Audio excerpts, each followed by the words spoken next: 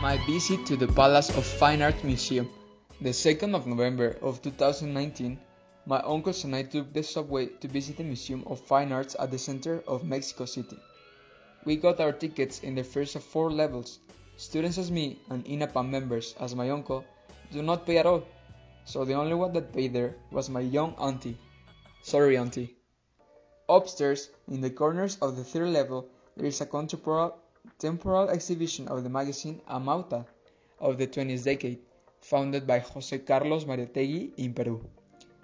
This was one of the most influenced of art in the 20th century, as it was a platform of modern debates, social movements, and transformation in Latin America and Europe. Exhibition from which I most enjoy a painting of oil on canvas named Faenas Titicaneses by Jorge Guinatea Reynoso from Lima, and the Cinco Metros de Poemas by Carlos Oquendo de Amat, also from Lima. In the permanent exhibition on the third floor, there are murals of the Muralist Mexican movement, which are huge and intense. I was appreciating the first one to the left of the stairs when a guy younger than me was inviting the people around to group ourselves for a guided tour, and so he started to explain the so-called El hombre en el cruce de caminos o El hombre controlador del universo by Diego Rivera. One of the most controversial murals of the painter for its historical and political content, which in the central part captures a blonde-haired worker sitting before a control panel that manages the forces of the natural worlds, with microscopic images of microbes, and mechanic with a telescope image of the solar system, and divides the socialist system with riot squads and striking workers, and the capitalists, keeping a duality among all the piece.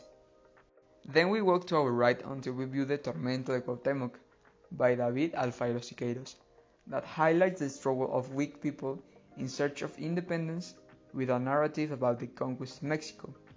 It captures the moment when the Mexican ruler is tortured to reveal the place where the supposed treasure that the great Tenochtitlan kept is hidden, with darker colors and intense expressions among the historical characters in it as the Malinche.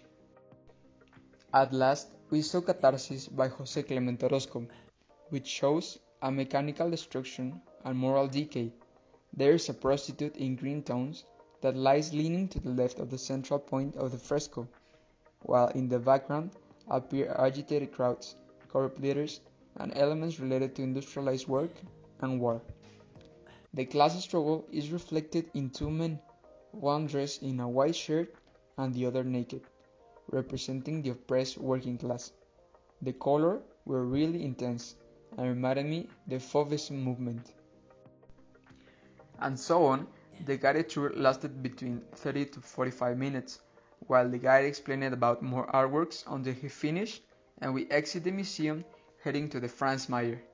But that, my friends, will be another story for another occasion.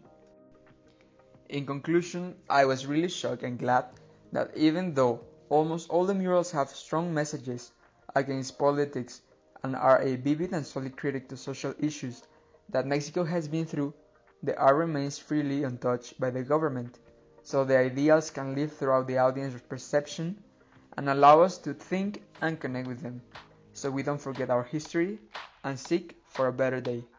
Thank you. I came to dance, dance, dance, dance.